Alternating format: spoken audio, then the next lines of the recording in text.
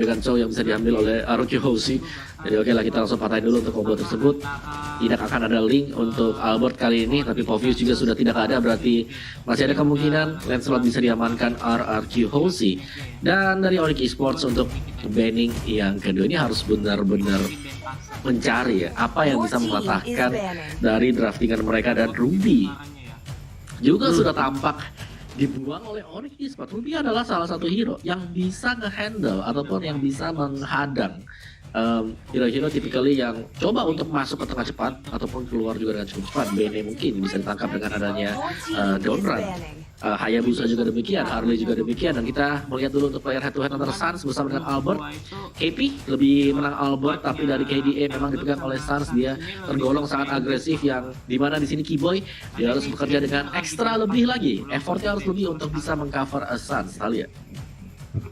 Yes, harus butuh effort lebih untuk meng-cover seorang Suns, tapi kali ini sudah ada Ruby, Harley, dan juga Poveus yang di-ban. Akankah Onyx langsung nge-ban ke arah Popol, Kupa, atau mungkin Jawhead-nya yang sejauh ini masih lepas, atau bahkan Benedetta? Karena kita tahu masih banyak banget hero option yang bisa di-ban oleh Onyx Esports. Bahkan Pakito juga bisa menjadi salah satu pilihan bagi Onyx Esports di sini, Ranger Mas. Yes, Pakito adalah salah satu wise choice kalau menurut aku pribadi. Kenapa wise choice?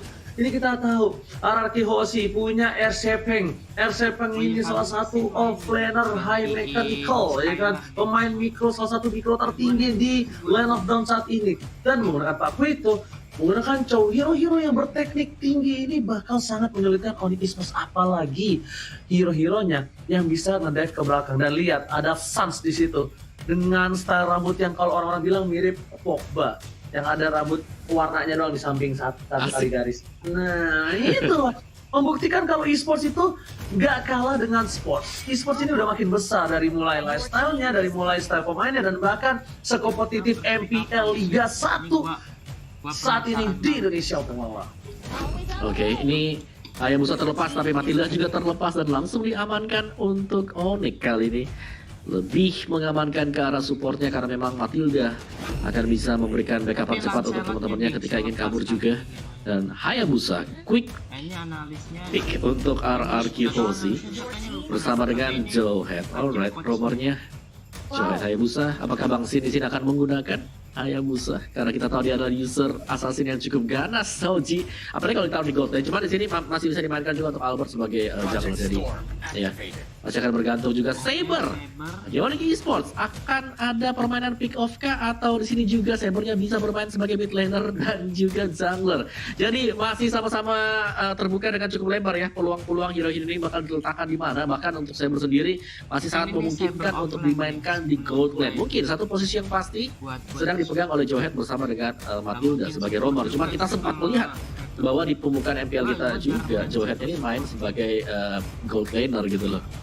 Jadi luas banget Tamus dan Saber. Oke, Tamus dan Saber ini sisi offlanernya bakal ada Tamus untuk Buttes ya guys ya. Dan sedangkan Sabernya ini sejujurnya aku masih bingung bakal bertaruh di mana. Dia akan taruh di posisi gold lane ataukah menjadi support. Dan kalau mungkin di RRQ Hoshi itu bisa jadi support, tapi mungkin di Onyx Esports belum tentu. Dan sedangkan ada Nathan yang sudah diamankan oleh tim RRQ Hoshi. Nathan, terus juga tadi ada yang taruh di arah mid lane one, efektif banget. Tapi ada sedikit rancu kalau RRQ Hoshi. Kenapa? Kalau aku bilang kalau dari Nathan ini bakal ditaruh di arah gold lane. Kalau menurut aku pribadi, dan Hayabusa bakal ditaruh di arah jungler untuk Albert. Atau mungkin bisa sebaliknya. Tapi yang pasti tidak akan berada di mid lane untuk sebagai mid laner untuk Nathan ya. Yes. Aku setuju banget sih sebenarnya kalau dari RRQ Hoshi ini, kalau misalnya mereka menggunakan mid laner Nathan sebenarnya kurang efektif aja nantinya, karena sudah ada Hayabusa juga di area mid lane sebagai jungler, sementara itu sudah ada Lilia yang kali ini langsung di-ban dari RRQ Hoshi. Wow, Lilia, kita jarang banget melihat Lilia di-ban, apalagi di Lane of Dawn khususnya di turnamen MPL, tapi kali ini nampaknya respect ban datang dari RRQ Hoshi. Begitu pula dengan adanya Audora yang tadi di match kedua sempat kita lihat performansnya bagaimana dia bisa walaupun udah di nerf tapi masih cukup sakit dari segi burst damage-nya kali ini, Om Wawa. Yes, di bandnya Nidia gue rasa Arkehoshi juga sudah melihat ya bagaimana dari Onyx kemarin mereka bisa memperoleh poin kemenangan dengan menggunakan Lilia. Jadi kali ini oke lah daripada mereka harus berhadapan dengan Lilia yang memang sudah terbiasa juga Sans yang menggunakannya langsung di ban. Dan ya, Lightning Ball dari Eudora itu cukup mengganggu. Apalagi kalau sampai Cybernya lagi lompat ke depan dan kita tahu Arkehoshi punya track record sangat sering sekali menggunakan Eudora. Dan Chow sudah terbuang juga. Tanpa Chow, tanpa Lilia. Jadi Keyboy nggak dapetin Chow-nya, tapi Matilda bisa dipakai Keyboy sekarang. Ya Hoci? Chow. Iya betul banget, tapi ini bisa kita bilang ya, sampai Pak Ape aja turun langsung tadi kalau nggak salah di pojokan dari tim RRQ. Sampai ingin melihat timnya bertanding dari CEO RRQ, sampai turun langsung dan ini Enak Esport ngamanin exportnya untuk posisi offlaner R7. Tidak akan bermain export tapi masih ada hero untuk R7. Mungkin kalau menurut aku Lapu-Lapu is a good choice. Kenapa? Karena Lapu-Lapu dapat bisa menahan damage dari seorang Saber. Lapu-Lapu mampu bisa menumbangkan Saber dengan instan. Dan Lapu-Lapu bakal sangat berguna di team fight yang dimana RRQ punya dua hero durability yang sangat lembut sekali seperti Om Wawa. Itu ada Hayabusa dan Nathan yang harus dijaga di garis frontlinernya Oppo. Silakan. Oke, dan pick yang keempat RRQ Hoshi, apakah mereka akan menetralkan ke apa ya? Satu buah sideline dulu sih, kalau menurutku ya. Wow. Oke, mid laner ternyata. Ini tukang pukul semua ya RRQ Hoshi ya. Oke, ya, karena kita tahu memang secara composition pemain-pemain dari RRQ Hoshi mereka capable banget buat bisa menjadi apa ya ujung tombak dan ini udah tridente banget sih. Mereka punya Nathan, mereka punya Hayabusa, mereka punya Beatrix. Ini tajam-tajam semuanya. Dari Onyx respon seperti apa? Apakah Kaja akan bisa mereka amankan dulu untuk sekarang, untuk sementara waktu agar bisa mendapatkan satu buah single target lock lagi? Atau Yujong masih bisa dipakaikah? Tapi untuk Tamus gue rasa di sini bakal di-secure oleh Boots sendiri. Jadi problematika bagi Onyx Esports berhadapan dengan 3 striker milik RRQ Hoshi. Kaja, aku setuju. Aku nggak tahu kenapa setuju banget sama Kaja. Ini Kaja bakal berhentiin banget. Beatrix, Nathan, Hayabusa ini bakal berhenti banget pergerakannya. Either Kaja nggak dapat, ini mereka masih banyak lock hero dan bahkan dengan adanya wombo combo contoh dengan Matilda dengan Kaja dan Saber, tapi ternyata bakal ada Parsha. Dan lihat Butos langsung memberikan semangat untuk para pemain dari tim Onyx Esports dan RRQ Hoshi. Last pick-nya akan jatuh ke arah mana? Apakah akan Lapu-Lapu yang bisa mendobrak 4 hero sekaligus dan bisa langsung ke arah backline atau soalnya gini, sebenarnya Sylvana juga oke, tapi Sylvana itu agak Barat. Oke. Pick yang cukup benar-benar menarik sekali dari RRQ Hoshi.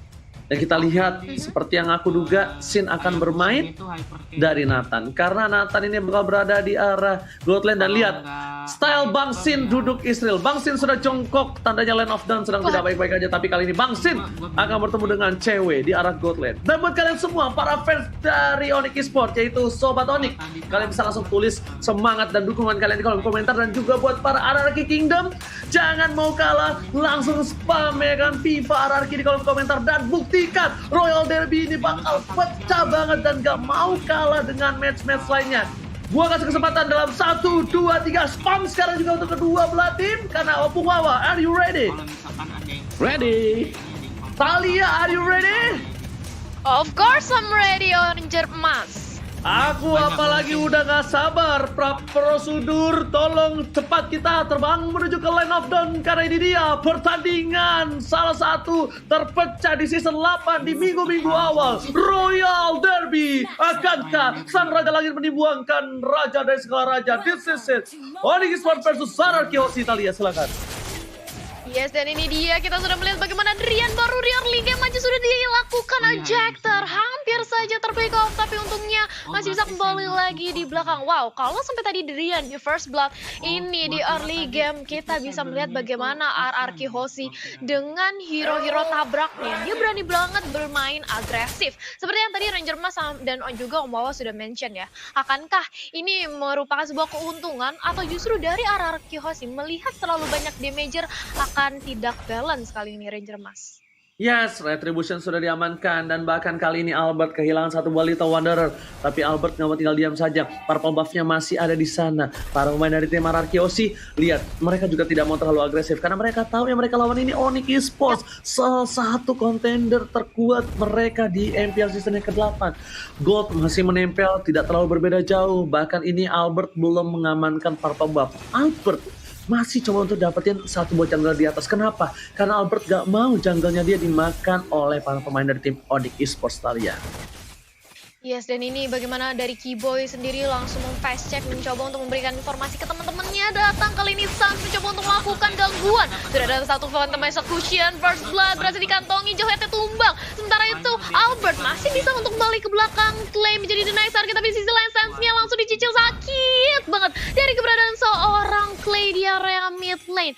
Kembali set up ulang Onyx Esports, mereka sudah mendapatkan satu buah poin pick off, mereka harus cukup puas dan kembali lagi jangan sampai overcommit karena nantinya seperti yang tadi kita lihat hampir saja Sans-nya terpick off Ranger Mas. Yes, benar-benar ketinggalan satu level aja dari seorang Albert. Kali ini harusnya bisa membuat para pemain dari tim Onyx Esports bisa lebih leluasa untuk mendapatkan turtle. Karena rotasi Albert agak sedikit terlambat. R7 udah memberikan informasi adanya turtle yang sudah dicolek. Butas is coming. Sans juga udah standby untuk menuju ke arah turtle. Tapi Keyboy mencari posisi di mana keberadaan RRQ Aussie. Dan lihat, Retribution kali ini bakal diamankan oleh Sans begitu saja tanpa ada kontes sama sekali. Bahkan Saiko bakal coba ditumbangin begitu saja. Flicker ke arah belakang. Saiko masih bisa flicker. Mencoba di cover. Lihat seorang Clay. What play cover from Clay, dia langsung spray ke arah tapi tenang, satu buah triple swipe-nya, dia tertahan di arah jungle, tak bisa bergerak, langsung ada satu buah Screaming Eagle dikeluarkan, belum ada win, getting win dan bahkan satu buah Soul Bloom, double kill dilakukan, Flicker dikeluarkan, dia terus welcome to my channel, kali ini gak berhasil dipakai oleh seorang R7, stiker MSC yang sudah dikeluarkan oleh seorang Keyboy membuktikan kalau Onyx Esports pernah menjuarai MSC di tahun-tahun sebelumnya. Wow, yes, satu buah flick out yang cantik banget datang dari Keyboy, berhasil menyelamatkan nyawanya dari kepungan Datang Welcome. Sementara itu kita melihat bagaimana Federal Strike di area top lane di pop up, scene-nya mencoba untuk membalas balik seorang Siwe, tapi Siwe memilih untuk mundur, digantikan oleh seorang Sans yang langsung mempop up Tone Rose-nya. Hampir saja flame shot-nya berhasil memulangkan dari scene, tapi masih bisa kembali ke belakang, tapi ternyata enggak.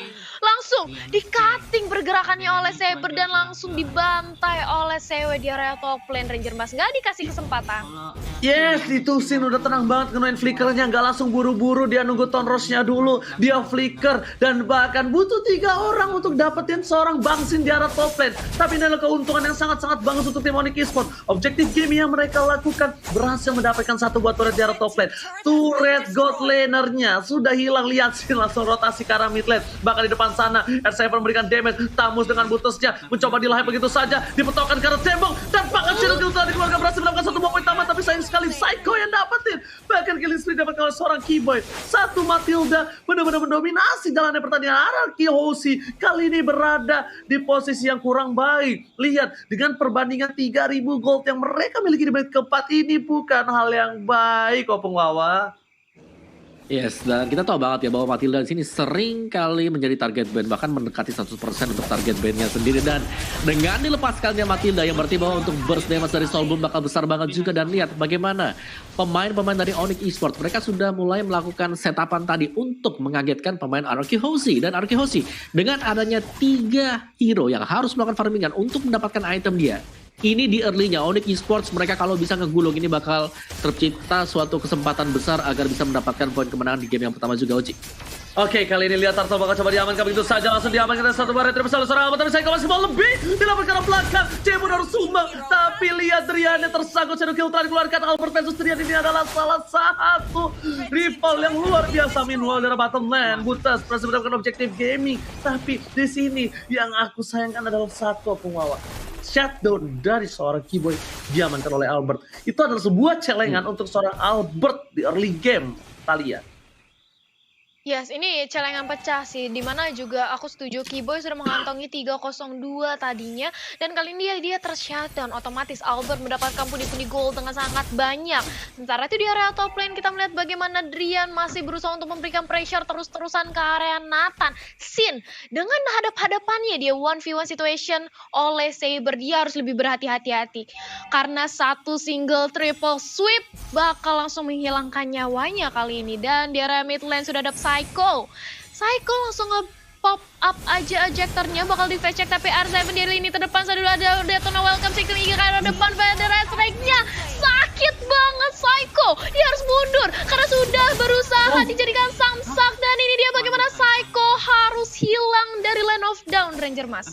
Yes, bener banget, tapi lihat Drian gak peduli mantan timnya Psycho, Teguh yang dulu menjoroi MSC bareng dia langsung malah begitu saja. Lihat dari seorang Albert terkena satu buah flying sword, damage-nya terlalu sakit, dan bahkan Lancelot kali ini berhasil mendapatkan satu buah orange buff. Untung saja Keyboy kali ini gak berhasil masuk ke arah Albert, di cover oleh seorang Bangsit, PDST ke arah belakang, Clayton dengan flat shot dan bahkan termakan begitu saja. Kali ini pemain dari tim RRQ Ozi mereka berada di satu titik yang terpuruk karena hero scaling mereka belum capable untuk melakukan teamfight. Bahkan R7 yang bakal mereka prioritaskan untuk berada di frontliner tidak bisa menahan semua damage karena ketika mau dilahap, dibuka, dijilat, dicelupin, tapi satu lagi Screaming Eagle yang membuat immune dan bahkan gak masuk. Apa silakan itemnya?